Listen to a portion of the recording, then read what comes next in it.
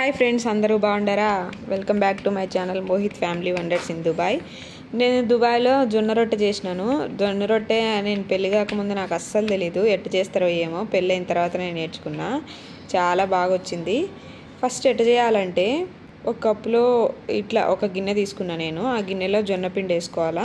ఇక్కడ దుబాయ్లో జొన్నపిండి ఇట్లా ప్యాకెట్లలో ఉంటుంది. అదే ఇంటి దగ్గర అయితే అప్పుడప్పటికే జొన్నలు ఆడించుకొని చేసుకుంటాం కదా. ఇది ఎప్పుడో ఆడించిన పిండి, బట్ బాగానే ఉంది. అప్పుడప్పుడు ఆడించిన పిండి అయితే చాలా బాగా వస్తాయి. వీడియో స్కిప్ చేయకుండా చూడండి. నేను ఎట్లా చేయాలనో చేత్తోనే దడతాను. ఎంత పతలాగా చేయాలనో టిప్స్ అన్నీ నేను క్లియర్గా చెప్తాను. స్కిప్ చేయకుండా చూస్తే మీకే అర్థమవుతుంది. ఇప్పుడు మనము పిండి వేసుకున్న తర్వాత ప్రెస్ చేసి దానిపైన నీట్గా ఇట్లా ప్రెస్ చేసి నిండా పెట్టుకోవాలి పిండి.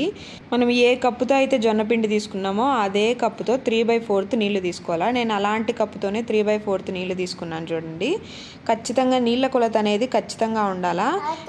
ఆ నీళ్ళు ఇంకా పొయ్యి మీద పెట్టుకొని దాంట్లో కొంచెం ఉప్పు వేసుకొని కరిగేదాకా మసాలా కాంచుకోవాలి. బాగా నీళ్లు కాగేతలకే ఉప్పు కరిగిపోతుంది.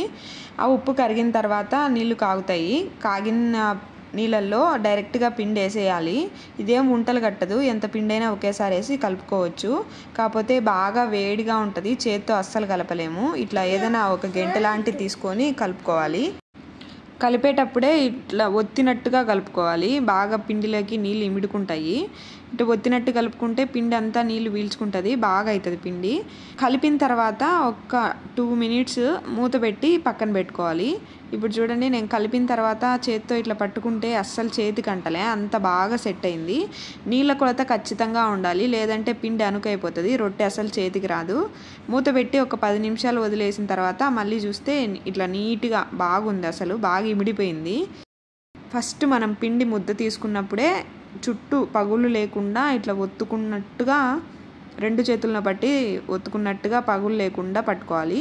కొంచెం పిండి కింద వేసుకోవాలి. చెక్క మీద అయితే రాదు, ఏదైనా బండ మీద అయితేనే బాగా వస్తుంది. చేత్తో తట్టే వాళ్ళకైతే బండ మీదనే వేసుకోవాలి. నేను సపరేట్గా గ్యాస్ బండ్ ఉంటే అక్కడే కొంచెం పిండి వేసి ఒత్తుతూ ఉన్నాను చేత్తో. కింద పిండి కొంచెం ఎక్కువ పడుతుంది, ఒత్తుకుంటా తిప్పుకుంటూ ఉండాలి. అలవాటైన వాళ్ళు ఒక చేత్తోనే తిప్పుతారు, మరి నాకు అంత పెద్ద అలవాటు ఏం లేదు, అందుకే 2 చేతులతో తిప్పుతున్నా. తిరుగుతుంది. సైడ్లు పగులు రాకుండా ఒత్తుకుంటా తిప్పుకోవాలి. ఫస్ట్ సైడ్లే ఒత్తుకోవాలి, మళ్ళీ మధ్యలో ఒత్తుకోవచ్చు.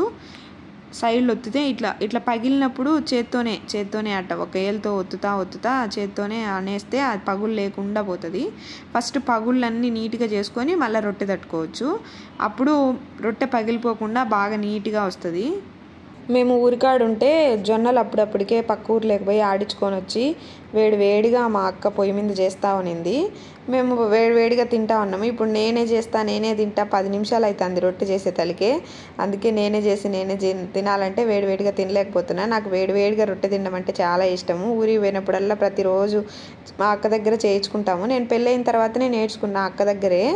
ఆమెకు బాగా రొట్టె చేయడం చాలా ఈజీ, చపాతీ చేసినట్టు చేసేస్తుంది. ఒక రొట్టె కాలేతలకి ఇంకొక రొట్టె చేసేస్తుంది, అంత ఫాస్ట్గా చేస్తుంది అనమాట. నేను అక్కడే నేర్చుకున్నా. నేను అంత ఫాస్ట్గా చేయలేకపోయినా ఒక రకంగా ట్రై చేసిన, వచ్చింది, బాగా వచ్చినాయి. ఇంక ఇట్లే చేయాలన్నమాట, పగులు లేకుండా. నేను చూడండి చపాతీ అంత పతలాగా వచ్చింది. ఇంకా ఎంతసేపు అయినా సాగుతుంది. ఇది జొన్నపిండి ఎప్పుడైనా వేడి నీళ్ళతోనే కలుపుకోవాలి. చల్లనీళ్ళతో కలిపితే అస్సలు రొట్టె రాదు. వేడి నీళ్ళతో కలిపితే మనం ఎట్ట చెప్తే అట్టింటుంది పిండి, ఎట్టయితే రొట్టె కావచ్చు. ఎంత వెడల్పైనా ఎంత పతలాగైనా అవుతుంది. పెనం బాగా కాలిండాలా.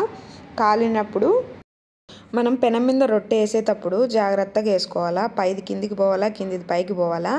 మనం చేయి పెట్టి తట్టింది కిందికి పోవాలా, కింద మనం పిండేసి తట్టింది పైకి రావాలా. అంటే కింద పిండేసి తట్టింటాం కదా, దానిపైన మనం కొంచెం నీళ్లు చల్లాలన్నమాట. అట్ట నీళ్లు చల్లితే రొట్టెలేకి బాగా ఆ పిండి కలిసిపోతుంది. మళ్ళీ పైన ఎల్రొట్టె పడకుండా ఉంటుంది. మేము రాయలసీమలో ఎల్రొట్టె అంటాము. అది పగులుగా వచ్చి తెల్లగా కనపడతా ఉంటుంది కదా, దాన్ని ఎల్రొట్టె అంటాము.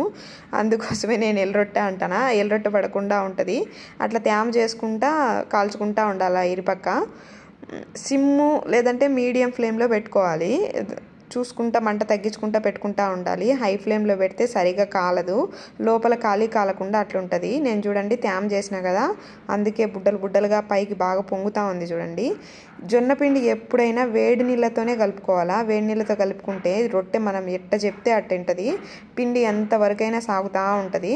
ఇది పగుళ్ళు ఎక్కువ వచ్చింది. మనం ఇంటికాడ ఉంటే అప్పుడప్పుడే జొన్నలు ఆడిచ్చింటాము, ఆ పిండిలో జిగురుతనం ఉంటుంది అనమాట.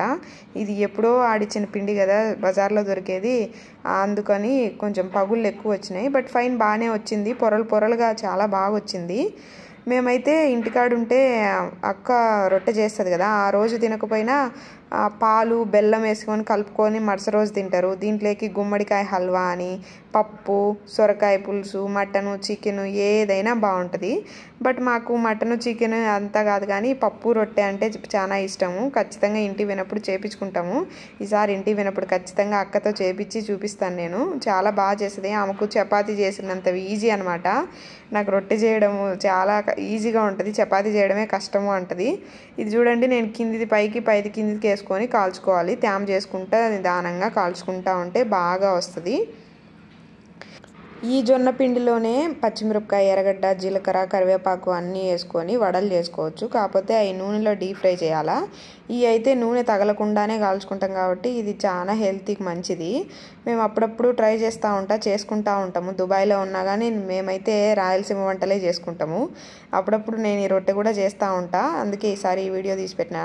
ఐ హోప్ మీకు ఈ వీడియో నచ్చింది అనుకుంటాను. నాకైతే చాలా బాగా వచ్చినాయి రొట్టెలు. మీరు కూడా ఇలానే ట్రై చేయండి. ఏమైనా డౌట్స్ ఉంటే నాకు కామెంట్ చేయండి. Thanks for watching. Please subscribe my channel. మళ్ళీ ఇంకొక వీడియోతో కలుద్దాం. బాయ్.